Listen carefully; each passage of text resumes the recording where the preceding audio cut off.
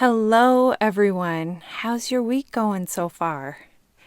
I listened to a really fascinating talk yesterday by the author Dan Siegel. Recommended his work before, and the book that is my special favorite of his, he's written many excellent books, but the one that I highly recommend is his book called Mindstorm. And it's specifically about the brains of teenagers.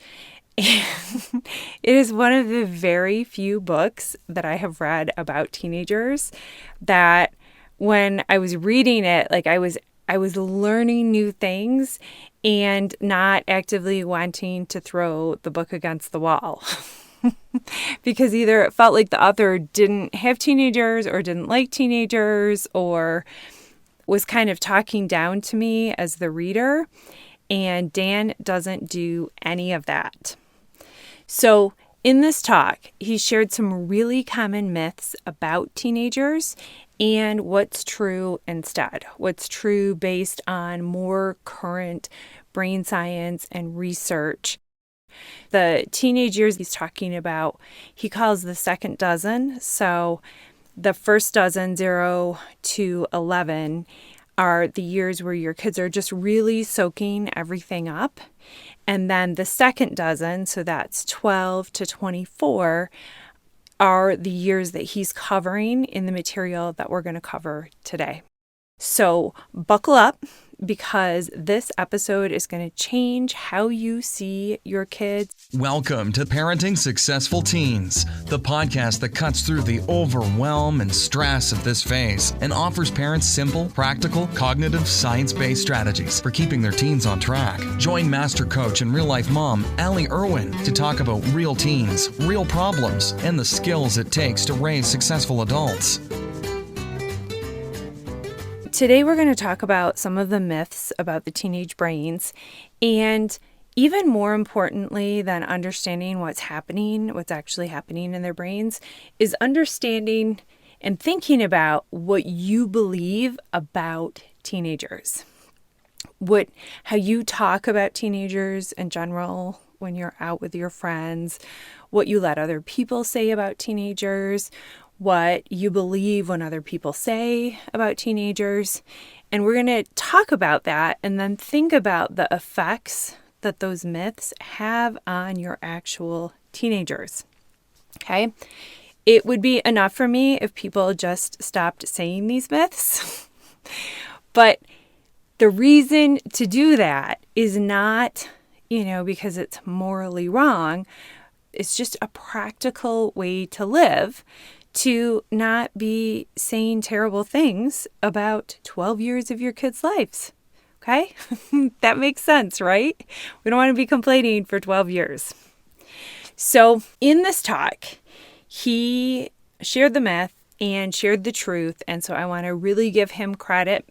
These ideas are mainly from his work and from some additional work, some papers I read, some Harvard studies that I read. And if you're interested in the specific papers, honestly, just go read Dan's book. That's the best place to start. The first myth is this idea of raging hormones, that teens act the way they do because they've got raging hormones. How many people, raise your hand if you have heard that one? Everyone has. So you can all put your hands down. So the first thing to note is their hormones aren't raging. Okay, whatever raging is. There isn't like this insane torrent of hormones. There isn't a raging river of hormones coursing through their bodies. What's actually happening is that these hormones, in the more, they are ramping up to adult levels, they're new. And new things take you a hot second to get used to. And so it's not that their estrogen or their testosterone is raging. It's that you didn't used to have it or have it in these levels. And now it's increasing to adult levels. Okay? So that's the first thing. Let's not talk about them raging. They're just new. And the second point is that hormones always affect us. Like, of course, they're affecting our teens because hormones affect adults as well. It isn't like, you get out of your teen years and then you never have your hormones make any difference at all. Like, that just doesn't even make any sense. So, talking about hormones in this way, like they're a culprit, sets kids up to believe that their behavior is controlled by these hormones. Like, their behavior is beyond their control. It's hormones. What can you do? And that's not true. Like, as an adult woman, I have had many, many, many days where I could strongly feel the effects of my hormones. And I might have been, more emotional or more tired or more organized or more quick to anger or more, our hormone levels even make us more attractive to people.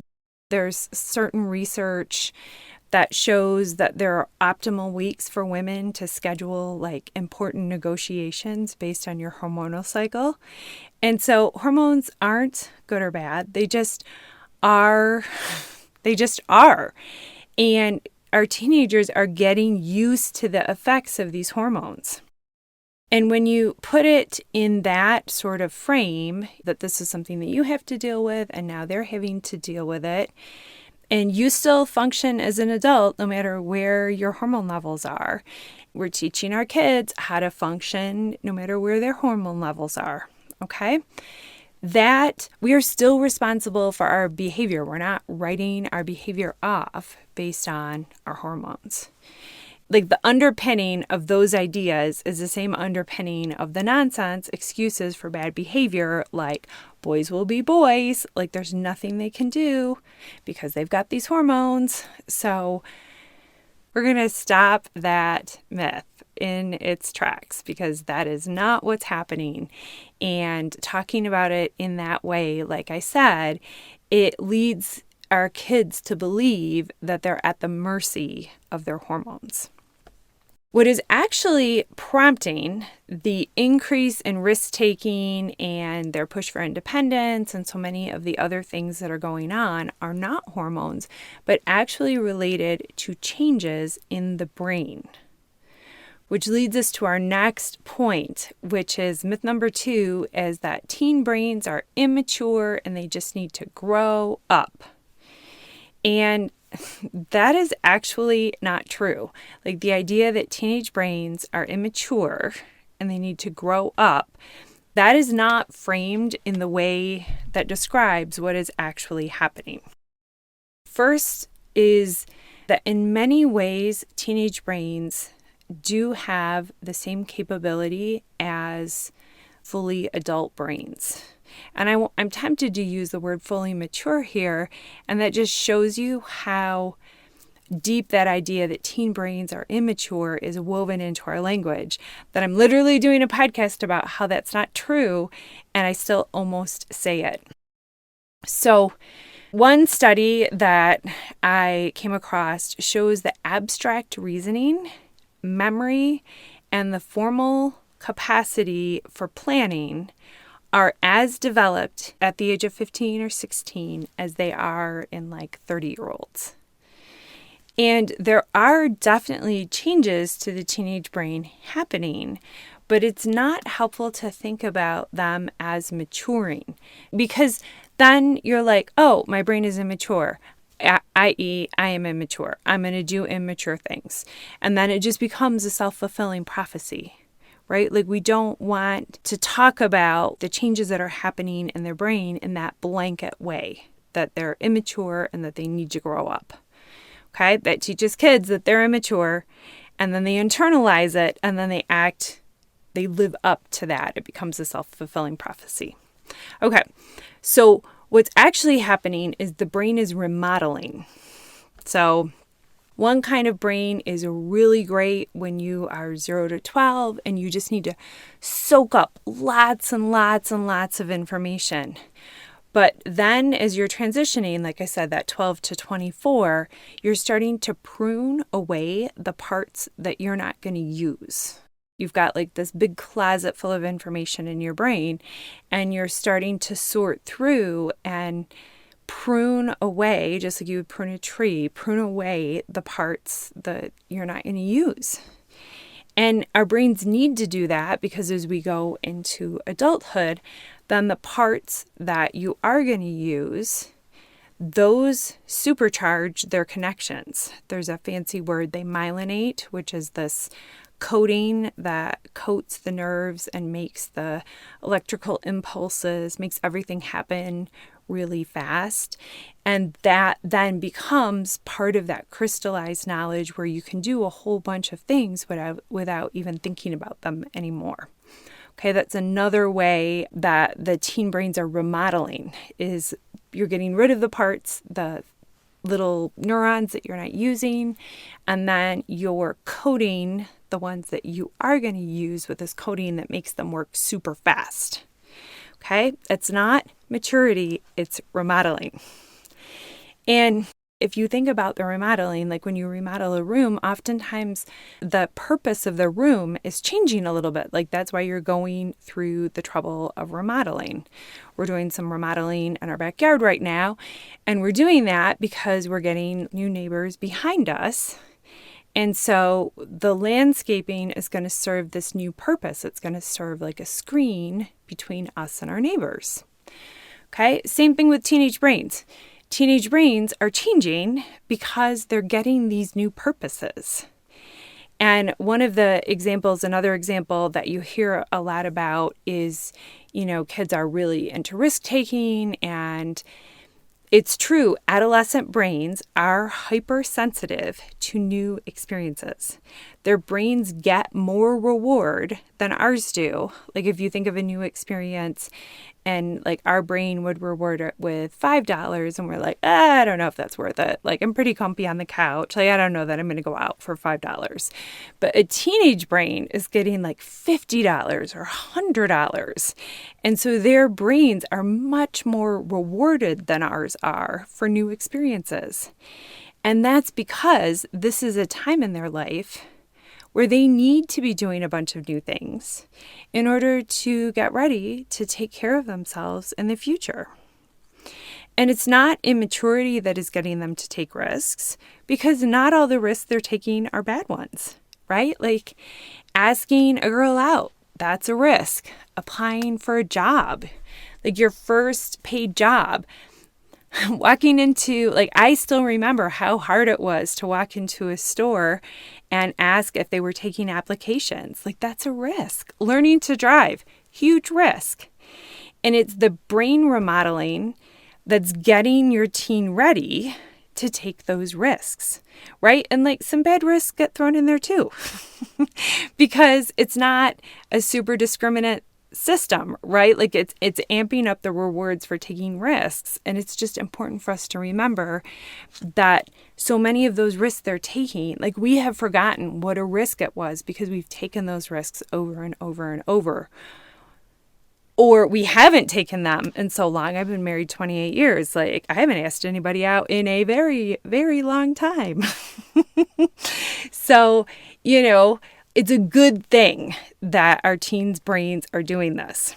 And big picture, knowing that these are happening for your child's benefit, not specifically to annoy you, gives us a better lens that we can see them through, and we can help them see themselves through. And that brings me to myth 3 that I want to talk about, is just this idea that the teenage years are terrible and that your best bet is to just wait it out, to grin and bear it until some future time when he's mature. And honestly, I got that advice a ton when my kids were younger.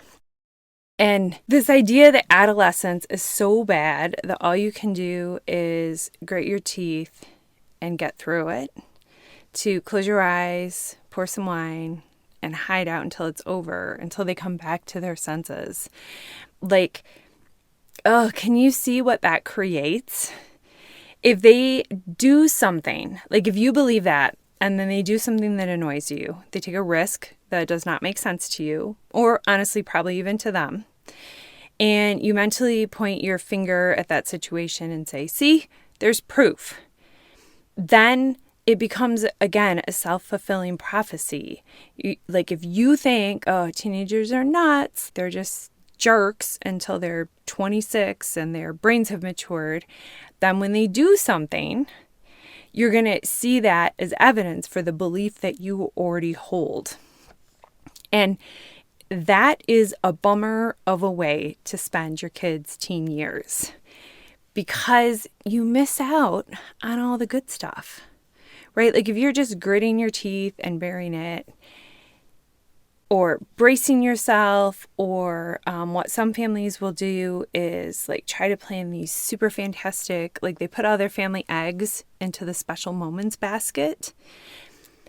When you do that, you miss out on all the really great parts of being a part of their life. Okay? Not in the way that it was when they were 7, but in the way that they are right now. So many of my clients, when they start with me, they believe some version of that teenagers are difficult and they're not supposed to enjoy the teen years, that it's not a reasonable goal. Everyone knows that the teen years are terrible. And then something difficult would happen because they are human parents raising human children in a human world, and it's all very messy. And then they would be stewing mad all day about that thing that happened. That was proof. But when you shift out of that mindset that raising your teenagers is going to be terrible, then you can see that difficult thing happening without globalizing it to mean that everything about being the parent of a teenager is difficult. Okay? Then difficult things happen and you just deal with it, or you forget about it because you realize like it's just a difficult thing that happened. And then something good happens, like 10 minutes later, because you're not mad about the thing, the difficult thing. Then something good happens and you're there to enjoy it. They're super interesting people, right? Like some of the different approaches they have to how they do things are just things that you would never think about. Some of the books that they read, some of the things that they're really interested in. Like those are just things that you wouldn't come to on your own. But in addition to all that, and then this is the best part, you get a front row seat to seeing how their brain works, how their unique way of doing things and being in the world unfolds. And I did a whole earlier episode on this. I think it's called Teenage Brains, actually.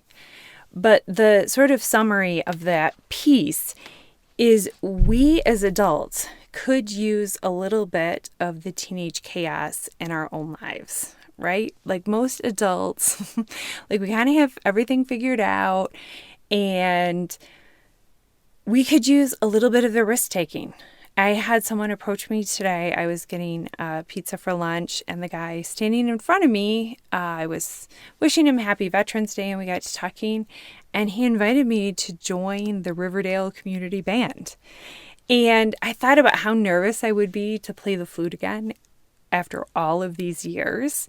And I'm kind of enjoying the idea. I'm not sure that I will do it, but I'm kind of enjoying the idea of taking that new risk. Another great thing, our kids reject us and want to spend all their time with their friends. Well, it's possible that because we've gotten so busy with our family and, our work and all of our responsibilities, maybe we could use infusing a little energy into our friendships as well. And all of the things that we're watching them do that we miss out on when we think, oh, they're just being difficult, they could serve as reminders of us of what else we might want to add into our own life. And I kind of laugh because it's so genius that if we are trying all these new things and reinvesting in our relationships, like our friendships, if we're kind of doing all the things that we're complaining about them doing, if we, instead of complaining, do them ourselves, then when they get ready to, go out into the world, our empty nest, and I'm using air quotes for empty nest because you know how I feel about that title, but like our empty nest won't feel so empty because they're encouraging us to rebuild our own lives so that we're ready. When they're ready to leave, we are ready. Our life is full. So if you are thinking, like, I just don't know your kids, that your kids are difficult and I must have hit an easy pass, I want to tell you that is not true. I had all the same feelings that you're having. I whined to my coach once, like, but he's so selfish. And my coach asked, where do you need to be more selfish? Like, where is he showing you that you have squishy boundaries and you need to put your own needs back on the plate? Like, ouch, but so true. And another time I was like, but he takes shortcuts and, blah, blah, blah, and he should. And she just cut me right off. And she's like, okay, where could you learn to take shortcuts? Where are you doing things the hard way? Where are you putting things on your plate that you think you need to do that you don't actually need to do? And with practice, I really came to understand that anytime I thought they were being difficult, if I could look at what that difficulty was, then they would end up being my teacher. And it's such a painful lesson, but I promise you, if you do these things, if you try out these new perspectives, that it will absolutely transform your relationship with your kids, and it will transform your life and your parenting. So if you need some help putting this into action, if you need to call someone and say, but you don't understand, my kid is so difficult and it's so terrible, definitely schedule a call with me. I am taking new clients and I have absolutely been in your shoes. We didn't have every situation, but we sure had a lot of them. And there is nothing I love more than helping parents love parenting as much as they love their kids. Talk to you next week. Hey, if you enjoyed today's show and you want even more support and a shot of fresh inspiration in your email box each week, you have to get on my list. Sign up to receive my free guide on how to stop second-guessing yourself as a mom. There are so many decisions to make as a mom, and this guide will help you to make decisions and just move on. No more waking up 3 a.m. wondering if you made the wrong decision. This guide is so good. Even my non-mom clients are raving about it. So sign up today, and I will see you next week.